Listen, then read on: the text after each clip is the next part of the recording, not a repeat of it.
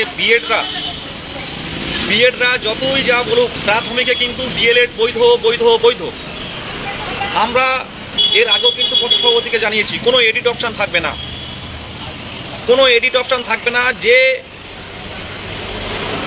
D.El.Ed দিয়ে যারা TET pass করেছে, ডিএলএড পূর্ণ প্রশিক্ষিত যারা টেট পাস করেছে, তাদের কিন্তু ইন্টারভিউয়ের জন্য বারবার আমরা কিন্তু বিভিন্ন জায়গায় যাচ্ছি। যেখানে যেতে হয় আমরা রাজি, যেখানে যেতে হয় যা রাজি। ডিএলএড পূর্ণ প্রশিক্ষিতরা কিন্তু পরবর্তী রিক্রুটমেন্টে আসবে। আইনি পথে আমরা লড়তে জানি, বিভিন্ন জায়গায় এসএমএস করছে। তো কারোর আমি ডাইরেক্ট কোনো কিছু বলবো না, আমরা হবু শিক্ষক, বারবার বলছি আইনি পথে লড়াই হবে। আমরা নতুন করে আর একজন টেট পাস যাতে আমাদের সঙ্গে না যুক্ত হয়, যেহেতু বিএডরা প্রাথমিকে ইনভ্যালিড হয়ে গেছে, প্রাথমিকে যেহেতু বিএডরা নেই, যারা বিএড প্রশিক্ষণ দিয়ে টেট পাস করেছে তারা পরবর্তীকালে ডিএলএড করে যদি এসে বলে আমাদের চাকরি দিন, আমাদের ইন্টারভিউ দিন, সে সময় আমরা পাবেন না। আমরা নোটিফিকেশান নিয়ে আসবো, যেভাবে বিকাশ ভবন অভিযান করেছি। আমি বলছি তো 23 জেলা যেভাবে একসাথে তোমরা আছো, 23 জেলা হবু শিক্ষক শিক্ষিকারা যেভাবে একসাথে আমরা আছি, আমরা কিন্তু মনে করলে কিন্তু যে কোনো জায়গায় গিয়ে বসে পড়তে পারি। কিন্তু আমরা কিছুদিন ওয়েট করছি, তারপর কিন্তু আমরা পরবর্তী মুভমেন্টের ডাক দেব। আমরা কিন্তু থেমে নেই। 22 টেট, বারবার বলছি 2022 প্রাথমিক টেট উত্তীর্ণরা কিন্তু একটা আবেগ, একটা আগুন। সুতরাং 23 জেলা শক্ত থাকো, সংঘবদ্ধ থাকো, মজবুত যেভাবে আমরা করেছি। ইতিমধ্যে দুবার ধর্ণা করে দেখিয়েছি আমরা, যে ধর্ণা দুবার আমরা মিছিল করে দেখিয়েছি, যে মিছিলের প্রভাব, যে মিছিলের তীব্রতা সারা বাংলায় দেখেছে। আজকে 22 স্টেটকে নিয়ে কোথাও বলতে হয় না আলাদা করে, 22 রিক্রুটমেন্ট আর 22 স্টেট কোয়ালিফাইড নিয়ে কিন্তু আলাদা করে কোথাও বলতে হয় না। আমরা আন্দোলনে আছি, আন্দোলনে আছি, আমরা আন্দোলনে আছি, রাজপথে আছি, আমাদের সাথে আছে 23 জেলা। তাই বলবো, কোনো অশুভ শক্তি যদি 22 স্টেট পাসকে ভাঙার চিন্তাভাবনা বা পরিকল্পনা করে, আপনারা কিন্তু পারবেন না। কোনো বিএড প্রার্থী এসে যদি মনে করে 22-এর মধ্যে ঢুকে আমরা ঝামেলা তৈরি করব, তাহলে কিন্তু পারবেন না। কারণ 22 স্টেট ঐক্যবদ্ধ টেট, আজকে 17-14-র চেয়েও তারা অনেক লড়াই করেছে। কিন্তু আজকে আমরা যে লড়াইয়ের অবদান রেখেছি, আমরা রাজপথে যে অবদান রেখেছি, তা আমি বলতে পারি অভিনব প্রচেষ্টা আমরা করেছি। সামনের দিনে 23 জেলার সাথে থাকো, সমস্ত 2022 প্রাথমিক টেট কোয়ালিফাই যারা আছো, তারা দ্রুত একসাথে সংঘবদ্ধ হয়ে আসো, একসাথে আমরা আন্দোলনের ডাক দেবো। আমরা বসে পড়বো এক জায়গায়, বসে পড়ে সেখান থেকে যেন কয়েক হাজার বসে পড়বো, আমাদের সাথে আলোচনায় আসতে হবে, তারপর আমরা আমাদের আন্দোলন তুলে নেব। না হলে এই লড়াই জারি থাকবে। আর আমি আবারও হুঁশিয়ারি দিচ্ছি, প্রাথমিকে বিএডরা কোনোভাবেই কিন্তু আমরা আসতে দেব না। আর যে কথাটা ম্যাট বলছি, আজকে আপনারা ভালো করে জানেন, ভালো করে শুনবেন। 2022 প্রাথমিক টেট উত্তীর্ণ যারা আছেন, ভালো করে শুনবেন। আজকে ম্যাট আটকানোর ক্ষমতা কিন্তু আমরা রাখি, আজকে আপনাদের জন্যই কিন্তু আমরা রাখি। ম্যাট 1594 একটা অশুভ শক্তি আমাদের কাছে। এই 1594 থেকে যদি রেজাল্ট আউট একবার হয়ে যায়, তাহলে কিন্তু আবার টেট পাস কিন্তু কয়েক হাজার থেকে 50,000 টেট পাসও হয়ে যেতে পারে, 50,000 টেট পাসও হয়ে যেতে পারে। তাই যাদের 28 স্কোর, যাদের 27 স্কোর, যাদের 28 স্কোর, যাদের 27 স্কোর, তারা হয়তো ভাবছেন যে কি হবে, আমরা তো এমনি চাকরি পেয়ে যাব। কিন্তু একটা কথা ভাববেন, আইন সবার উপরে। ম্যাট যদি বেরিয়ে যায়, তারা কিন্তু কোর্টে ছুটবে, তাদের স্কোর হয়তো কম হবে, 14 পাস, অনেক পুরনো মাধ্যমিক উচ্চ মাধ্যমিক, তারা কিন্তু কোর্টে গিয়ে বলবে 2014 আমরা 6 নম্বর দিলে পাস করে যেতাম, আজকে আমরা 10 বছর চাকরি করবো, কারণ সবাই চাকরি পেয়ে গেছিল 14। তাহলে এই 10 বছর আমাদের 24 সাল বসে থাকতে হলো, তাহলে আগে আমাদের নিয়োগ দিতে হবে। আর সুপ্রিম কোর্ট কিংবা হাইকোর্ট থেকে যদি একটা অর্ডার বের করে নিয়ে আসে, আপনারা জানেন পর্ষদ বলুন, সরকারও তাকিয়ে থাকবে যে আইন যে পথে চলবে আমরা সেই পথে আসি। তাই ম্যাটটাকে আটকান, আর ম্যাটটাকে আটকানোর ক্ষমতা 22 স্টেট রাখে। 2022 প্রাথমিক টেট পাস ডিএলএড ঐক্যমঞ্চ এর আগেও সাহায্য করেছে ম্যাটটাকে আটকানোর জন্য। অসংখ্য ধন্যবাদ দিই আমাদের 17 দাদারা যারা আছে, আমাদের সলিল থেকে, সলিল আমরা সমবয়স্ক, সলিলের সাথে আমরা আন্দোলন করেছি একসাথে, সব ভালোভাবে চেনে। সলিল সাদেকদা যারা আছে, মুস্তাক থেকে শুরু করে যারা আছে, সবাই চাকরি পেয়ে গেছে, ওদের অসংখ্য শুভেচ্ছা। তো আমরা একসাথে গিয়েছিলাম, গিয়ে আমরা কিন্তু ম্যাটটাকে একবার স্টে ফেলে দিয়েছি, এবং সামনের দিনে আমরা আলোচনা করে, সামনের দিনেও কিন্তু এর ইতিমধ্যে আমরা অ্যাডভোকেটের সাথে আলোচনা করেছি। ম্যাটটা কিন্তু আমাদের একটা অশুভ শক্তি, একে আটকাতে কিন্তু আমরা ফান্ডিং দিই, আপনিই দেবেন। আর যারা বুঝতে পারছে না যে ম্যাটটা কি, তাদেরকে বলবো পার্সোনালি টেক্সট করবেন, রাতে সব বুঝিয়ে বলবো। ম্যাটটা অনেকে জানে না, নতুন এসছে গ্রুপে। ম্যাট 1594 সুপ্রিম কোর্টে 6 নম্বর দিয়ে, মানে 2014 সালে টেট পাস আবার নতুন করে রেজাল্ট পাবলিশ হবে। এটা কিন্তু আটকাতে হবে ভাই। ম্যাডাম, দিদিমণি, মানে স্যার যেই বলুন না কেন, এটা কিন্তু আটকানো চাই। ম্যাট 1594 না আটকাতে পারলে আমরা কিন্তু অথই জলে কিন্তু চলে যাব। 22 স্টেট সংঘবদ্ধ হয়ে যে কিউআর কোডটা দেওয়া আছে, হাফিজুর রহমান, নামটা ভালো করে শুনবেন।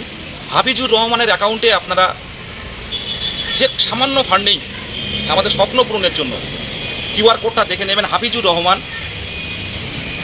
এবং নন্দিতা মণ্ডলের নামে ওখানে স্ক্রিনশট এবং আপনার জেলা এবং ফোন নাম্বারটা পাঠিয়ে দেবেন। আপনাদের গ্রুপে যুক্ত করা হবে, যথা সময়ে আপনারা সমস্ত কিছু পেয়ে যাবেন। আপনারা দেখতে পাচ্ছেন প্রত্যেক দিনটা রাজপথে আছে। কোনো ভুল ত্রুটি হলে জানিয়ে দেবেন, দাদা এটা একটু এই করলে ভালো হয়, ওটা ওই করলে ভালো হয়। পার্সোনালি একবারের জায়গায় দুবার টেক্সট করবে। অবশ্যই আমরা শিক্ষক, ভাবি শিক্ষক, আমরা কোনো ভুল হলে সেটা পুরো মানে সেই ভুলটা সংশোধন করব, নিশ্চয়ই সংশোধন করব। আমরা সবাই সমযোগ্যতা সম্পূর্ণ। এটাই বলবো, ম্যাটকে সাহায্য করুন।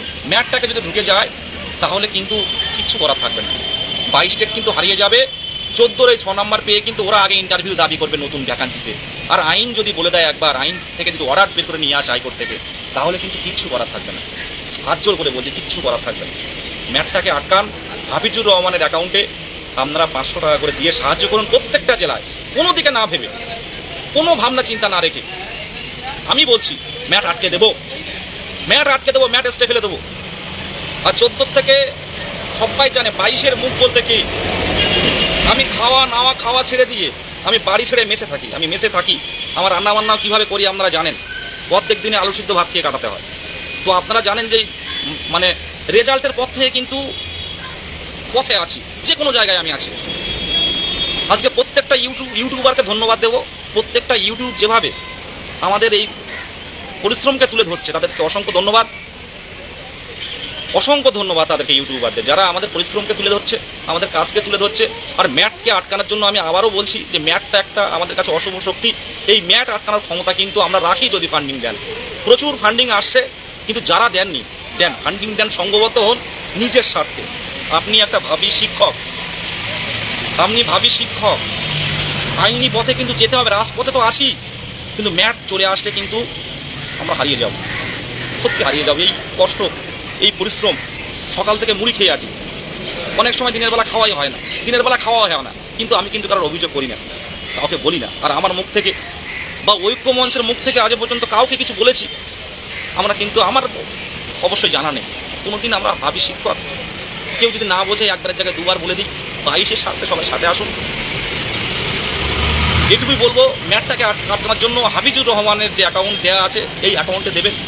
অনেকে হয়তো বুঝতে পারছে না, দাদা কোথায় দেবো, আমি এটুকু বারে বারে বলছি, কোথায় দেবেন।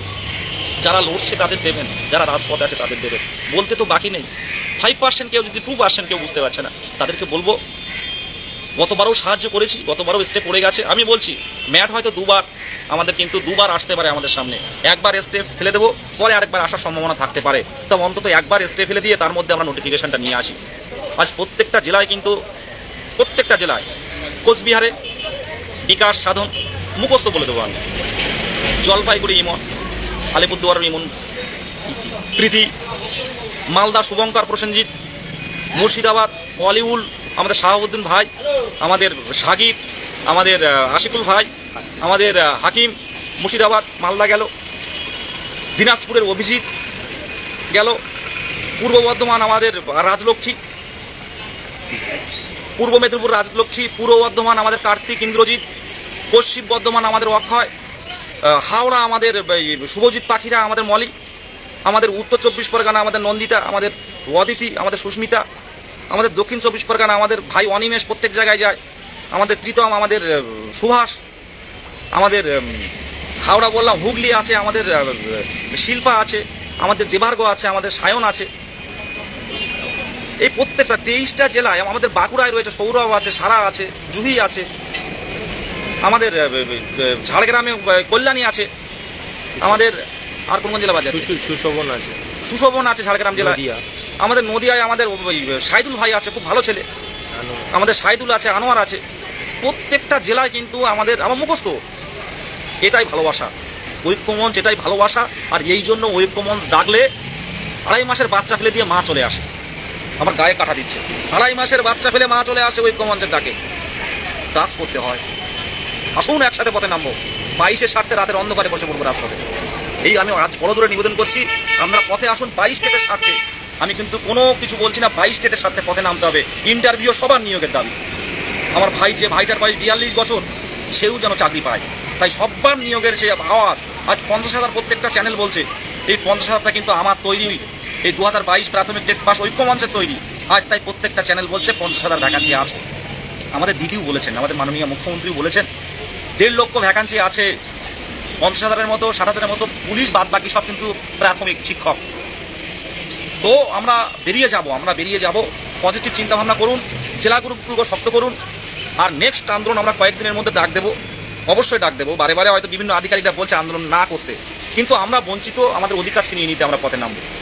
আমি গৌতম স্যারের সাথে কিছুক্ষণ কথা বলেছি, গৌতম স্যার সাথে অনেকক্ষণ কথা বলেছি। উনি বললেন যে খুব দ্রুত এই স্টেট কাউন্সিলটা মিটে যাক বা 20-22-একটা ক্লিয়ার হোক, যেহেতু একটা সুপ্রিম কোর্টের ব্যাপার, সেই অপেক্ষায় আমরা আছি।